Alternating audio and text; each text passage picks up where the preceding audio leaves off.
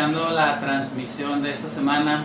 En esta ocasión vamos a platicar acerca del tema niños hiperactivos. Vamos a platicar un poquito sobre qué hacer. Es un tema que es muy recurrente, que vienen muchos casos a consulta por niños que traen problemas de conducta, y en muchos de esos casos vienen ya con un diagnóstico de déficit de atención, con hiperactividad, y mucha gente nos pregunta también sobre cómo puede saber si su hijo tiene o no un trastorno de hiperactividad, ¿sí?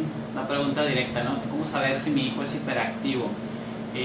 Vamos a platicar un poquito sobre eso el día de hoy. Vamos a tratar de responder las preguntas que nos vayan compartiendo. Les invitamos a que compartan esta transmisión para que más personas puedan resolver sus dudas, y que nos compartan las dudas durante este ratito que vamos a estar platicando para responderlas si nos da tiempo ahorita, y si no, les contestamos cuando termine la transmisión ahí mismo en los comentarios. Antes de que empecemos de lleno con el tema, quiero compartirles algunos de los eventos que vamos a tener a continuación. El día jueves, pasado mañana, vamos a tener una conferencia sobre los padres divorciados. Se llama Padres Divorciados, cómo estar separados sin dañar a nuestros hijos, que es un tema que también de pronto nos preguntan sobre qué hacer cuando nos divorciamos, cómo decirle a nuestros hijos, cómo tratar a nuestros hijos, cuánto tiempo debe haber a uno u otro, o la convivencia debe ser con todos juntos. Esa clase de preguntas vamos a responderlas el día jueves. Es una conferencia que va a ser de 7 de la tarde a 9, de 7 a 9 de la noche, de la tarde, el día jueves. El día viernes tenemos otra conferencia, la conferencia gratuita del mes de septiembre. Como saben, cada mes estamos haciendo una conferencia, y en esta ocasión toca al área de la discapacidad intelectual. Vamos a hacer una conferencia gratuita para padres que se llama Desarrollar la autonomía en la discapacidad intelectual. Por si conocen a papás de muchachos que tengan algún problema de discapacidad intelectual, pues bueno, que les pasen el dato para que se vengan el viernes a platicar con nosotros sobre el tema. Y el sábado tenemos un taller que se llama Herramientas para el análisis del comportamiento no verbal. Viene a trabajar este taller el psicólogo Santiago Álvarez, un especialista del área de la criminología, que va a estar acá con nosotros en Reestructura impartiendo ese taller el sábado. Toda la información la encuentran en la página web, está también en la página de Facebook, por si quieren más información o directamente ya inscribirse. Me voy a pasar directamente al tema que nos ocupa el día de hoy. Vamos a hablar acerca de la hiperactividad en los niños. Tengo que empezar con una pequeñita aclaración sobre este asunto. Existe dentro de los trastornos del desarrollo un diagnóstico que se llama así, déficit de atención e hiperactividad. El déficit de atención con hiperactividad es un trastorno del desarrollo que se presenta en los niños. El diagnóstico se hace desde niños y que tiene que ver con básicamente tres síntomas principales, que es la incapacidad o la dificultad para prestar atención a las cosas que nos rodean, la impulsividad y la hiperactividad. ¿Sí? La impulsividad, que es el actuar de manera sin pensar, de responder lo primero que se me viene a la cabeza, y la hiperactividad, pues que es el movimiento constante del niño, ¿no? Le gusta mucho esto de moverse. Este es un trastorno del desarrollo como tal. Existen muchos casos, tal vez la mayoría de los casos que nosotros atendemos acá, de niños que traen problemas de hiperactividad, pero que no son causados por un trastorno del desarrollo, sino que son causados en muchas de las ocasiones por problemas de establecimiento de límites, de reglas en casa. Es decir, los papás, nos encontramos con muchos papás que nadie les ha enseñado cómo establecer esos límites y cómo controlar las conductas impulsivas de los niños. Entonces, vamos a platicar este ratito de esas dos vertientes, ¿no? ¿Qué hacemos o cómo podemos atender a un niño que tiene un trastorno del desarrollo, de déficit de atención e hiperactividad, y cómo podemos atender el caso de un niño que simplemente sea muy inquieto y que no tenga un trastorno como tal, pero que sí genera problemas porque es travieso, porque no obedece, porque ofende o agrede a otras personas, etcétera, etcétera, ¿no? Es un tema, un caso que recibimos mucho en consulta. Entonces ya hemos hecho algunas conferencias al respecto, y bueno, voy a compartirles algunos puntos importantes de esto. Lo primero que hay que hacer es definir, pues, cuál de los dos casos es el que yo tengo. Si ustedes tienen en casa un niño que es travieso, que se mueve mucho, que es desobediente, que no presta atención, ¿sí? Que le va mal en la escuela, que se mete en problemas con otras personas, o que de pronto anda como en su mundo, le cuesta mucho trabajo esto de concentrarse en algo concreto, pero sobre todo los problemas de movimiento, es un niño que se mueve mucho, que cuesta mucho trabajo tenerlo tranquilito, ¿no? Esa es una característica propia de la infancia, pero hay niños que son un poquito más inquietos que otros. Entonces, ¿cómo saber? Bueno, una de las cosas que es bien importante definir, pues es justamente esto que les platicaba acerca de si es un problema porque no hemos establecido los límites adecuados, es decir, es un problema en el que el niño está siendo desafiante con los papás, desafía la autoridad porque los papás no han sabido construir esa autoridad. Si ese es el caso, entonces lo más probable, que es lo que más nos encontramos en consulta, lo más probable es que no tengas un niño con un trastorno del desarrollo, sino que necesites aprender tú como papá a establecer esos límites. Y te voy dando algunos tips para que puedas aprender cómo ponerlos. Esto que les voy a platicar ahorita van a ser cosas que pueden aplicar en cualquiera de los dos casos, ya sea que el niño tenga un diagnóstico acertado o sea que el niño simplemente es muy inquieto. ¿Cómo puedes saber si tu niño te está desafiando simplemente? Bueno, lo primero que hay que preguntarse es, ¿tienes reglas en casa para el niño?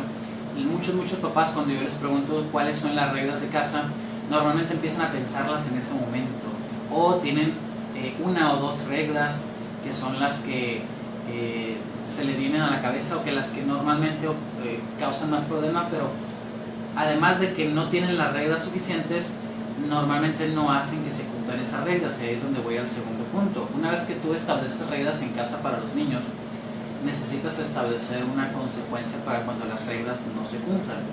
Esto, si lo piensas poquito, es el mismo funcionamiento que tenemos en la sociedad en general. A los adultos también es necesario que se nos pongan reglas. Si no hubiese reglamentos sobre los que se basara una sociedad, sería un caos. La gente haría lo que quisiera y eso podría repercutir o redundar en muchos problemas entre las personas. Entonces, primero estableces reglas, después estableces consecuencias. Es importante que las consecuencias que tú establezcas para cuando las reglas no se cumplen sean consecuencias importantes, es decir, que al niño sí le importe que pase algo después de que él no cumple la regla, porque nos encontramos mucho eso. De pronto papás sí ponen reglas, pero cuando ponen la consecuencia al niño no le importa, ¿sí? No es algo que realmente haga que vaya a cambiar, porque no le importa si aparece o no aparece. Otra cosa que sucede es que el niño rompe una regla y el papá no siempre establece la consecuencia, aunque ya la haya pensado previamente, o la establece pero no hace que se cumpla cabalmente, es decir, le quita antes de tiempo la consecuencia. Puede ser que también otro de los papás o alguna otra de las figuras de autoridad de pronto llegue y le quite el castigo al niño, ¿no? Y eso hace que el niño aprenda que él puede romper las reglas y no pasa nada, pues, y esa parte es importante. Entonces se tienen que establecer reglas y se tienen que establecer consecuencias para cuando las reglas se cumplan. A la par, ¿sí? Normalmente los papás muchas veces no establecen ni consecuencias, ni reglas ni consecuencias, pero a veces sí. Pero una cosa que hacen mucho los papás es hablar con los niños, hablar con ellos. Prácticamente en todas las edades lo hacen, desde niños bien pequeñitos, 2 años, hasta niños de 9, 10 años, y los papás hablan con ellos y les explican por qué no deberían portarse como lo hacen. Lo que normalmente nos encontramos es que hablar con los niños no funciona demasiado. Esto tiene que ver con la naturaleza de los niños, pues ellos son por naturaleza impulsivos, por naturaleza buscan el placer, buscan lo que les es agradable, no quieren someterse a reglas, están constantemente viendo qué es lo que les conviene, porque son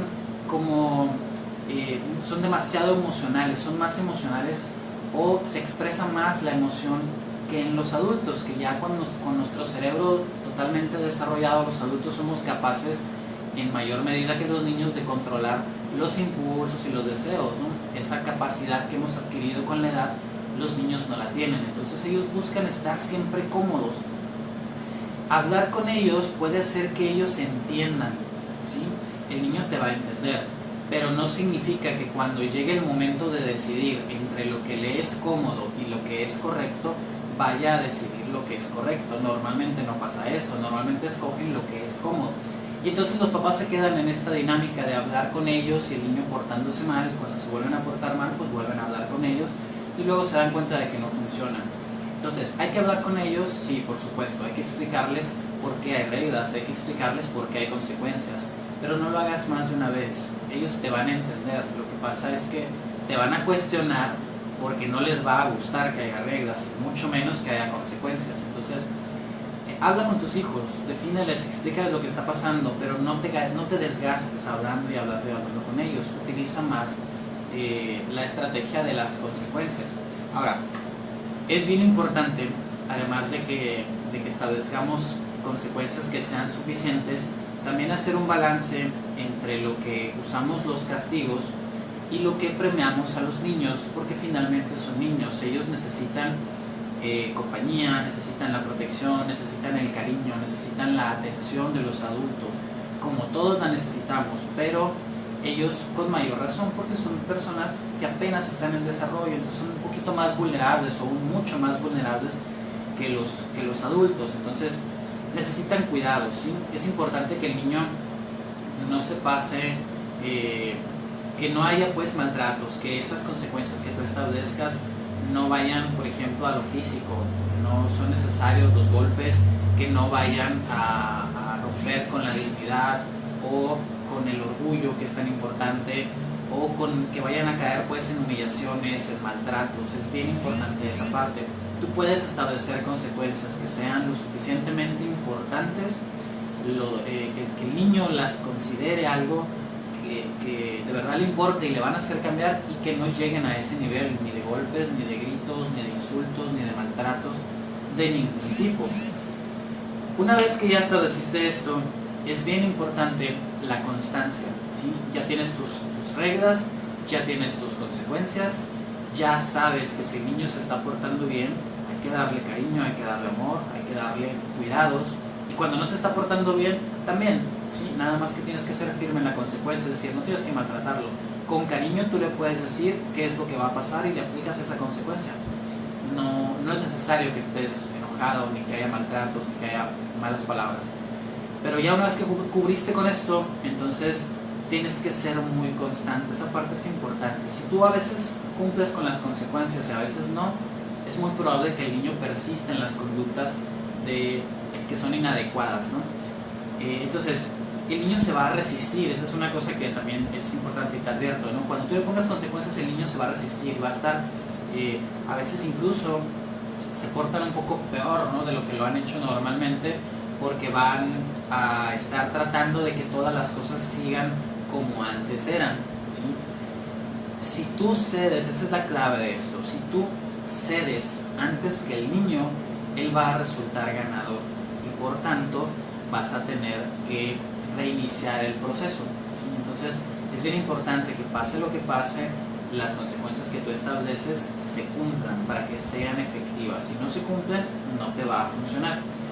Estamos hablando hasta aquí más o menos de el proceso a grandísimos rasgos de lo que hay que hacer cuando trabajas con conductas inadecuadas, cuando el niño por esa impulsividad, por esa inatención, por esa hiperactividad está haciendo cosas que no debe o se vuelve disfuncional pues en la escuela, en la casa de familiares. Puedes hacer esto, pero también tienes que tener en cuenta que esto se aplica a ambos casos, te decía, a los niños que tienen un diagnóstico de trastorno del desarrollo o a los niños que simplemente son muy inquietos. Sea cual sea el caso, puedes aplicar estas cosas. Pero es importante que si tú tienes un niño que es muy inquieto o si tienes un niño que ya cumple con los criterios para que se le haga un diagnóstico de trastorno de déficit de atención e hiperactividad, entonces vas a tener que agregar algunas cosas. Por ejemplo, tener un espacio donde el niño pueda hacer su desastre, donde el niño tenga sus juguetes y pueda mover y correr y brincar. Esas cosas son importantes porque aún estrategias como estas que te propongo no van a hacer que un niño se quede sentado como robotcito. Los niños no son robots, son niños, y eso implica que van a brincar, que van a correr, que van a preguntar, que van a hablar. Son inquietos por naturaleza. Entonces es bien importante que se les dé ese espacio, que brinquen, que corran, que se muevan. Si tienes un niño que es más inquieto de lo normal, no vas a lograr que el niño se quede bien tranquilito, no lo vas a lograr sin maltratos, es muy complicado. ¿Qué te conviene más? Bueno, como te decía, poner un espacio suficiente. Los niños, incluso cuando ya tienen algún diagnóstico de hiperactividad, las actividades que les resultan interesantes, cuando tienen actividades nuevas, cuando están haciendo cosas que son llamativas para ellos, se tranquilizan muchísimo, se mantienen muchísimo más que cuando están haciendo siempre lo mismo. Por eso también les cuesta mucho trabajo a la escuela. Si la escuela tienes una clase donde el profesor quiere que todos estén muy tranquilos o relativamente tranquilos, al niño le va a costar más trabajo adaptarse. Pero situaciones nuevas, situaciones novedosas, interesantes, o un niño que reciba estimulación constantemente, va a ser mucho más funcional. Entonces, sea cual sea el caso, puedes aplicar estas técnicas. Cuida siempre, no maltratar al niño, siempre brindarle la protección y la seguridad que necesita, y estarle, si es demasiado inquieto, pues bueno, asignarle un espacio o estar constantemente estimulándolo. Más o menos hasta aquí lo que queríamos compartir el día de hoy con ustedes. Ojalá que se animen a dejarnos sus preguntas aquí mismo en los comentarios para irles dando respuesta más al ratito, y que nos ayuden a compartir la transmisión. El próximo martes vamos a tener la siguiente transmisión. Les compartimos durante la semana el próximo tema, y bueno, espero que nos veamos entonces ese día. Nos esperamos por acá. Muchas gracias.